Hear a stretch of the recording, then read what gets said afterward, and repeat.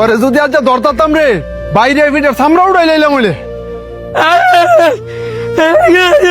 বুবার ঘরের বাবা আরেকদিন যদি খালি গাছের নিচে দেখমু তোরে গাছের লোকে বাইন্দা বিটামু।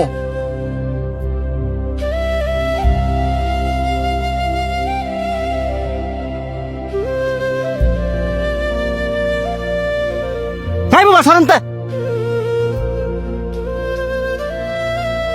তোরে না করছি এই ময়লা কাগুলি আমার সামনে না আইতি তোর শরীরের গন্ধ যে আমার সহ্য হয় না এটা কি তুই বুঝস না? হ্যাঁ কথায় কাজ হইতো না হ্যাঁ একদিন পিসপুরা বান দিয়া ঠিক মতন ফিরাইতে হইব তাইলে আর আঙ্গ লাগাইতো না। বাহ খুব সুন্দর কথা কইছস।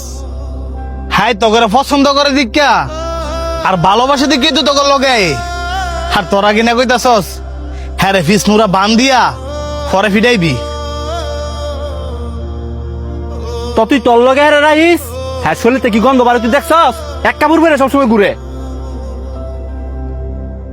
এই যে শার্টটা দেখতেছস এটা আর বাপে পড়তো আর হ্যাঁ আর বাপে সিরা শার্টটা পরে ঘুরে। হ্যাঁ এই শার্টটা কে লেগে পরে ঘুরে কারণ হ্যাঁ আর বাবার অনেক পরিমাণে ভালোবাসে। হ্যাঁ তো তখন মতন সামর্থ্য নাই যে চাইলে রং বেরঙের কাপড় পরে ঘুরবো।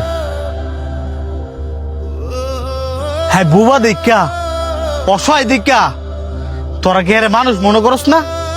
এই যে হ্যাঁ মনে আঘাত দিয়ে দিয়ে কথা কস হ্যাঁ কি মনের ভিতরে কষ্ট পায় না? এই তোরা কি জানোস না হ্যাঁ মুখে কইতে না পারলো কানে সবই শুনে।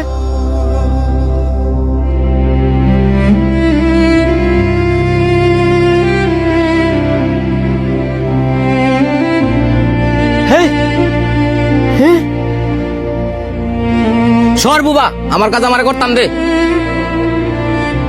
কেডা রে আমার আম গাছের নিচে? কাকা ওই যে হ্যাঁ এই বুবাই হ্যাঁ না করার পর ওই গাছ উইডাল দিছে। বুবা তোরে আজকে আমি খাইছি।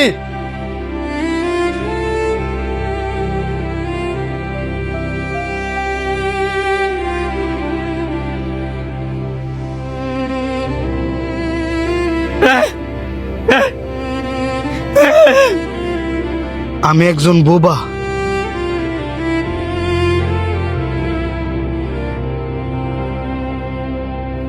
আমি চাইলেও কারোর সাথে কথা বলতে পারি না।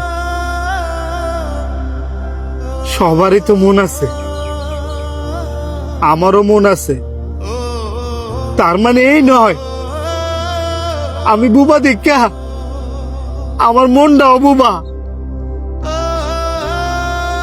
এই যে আমার মানুষ মারে বহে আমার মনে কত কষ্ট লাগে। আমি চাইলেও মুখ পিঠে একটা কথা বলতে পারি না। এই যে কিছুক্ষণ আগে এক ফুল আম গাছের উপরে ঢিল দিছে হে দোষায় পড়ছে আমার উপরে। আমি বিনা দোষেও দোষী হয়েছি কারণ আমি কথা কইতে পারি না। সবাই তো চাইলে তার মনের কষ্টগুলো শেয়ার করতে পারে কিন্তু আমার মনের কষ্ট আমার মনে যদি হাজারো কষ্ট থাকে আমি চাইলেও সেগুলো কারো কাছে বলতে পারি না কারণ আমি কথা কইতে পারি না। নিজের দুঃখ কষ্ট সব নিজের ভিতরে রেখে দিতে হয়। এই যে আপনারা আমার এত অবহেলা করেন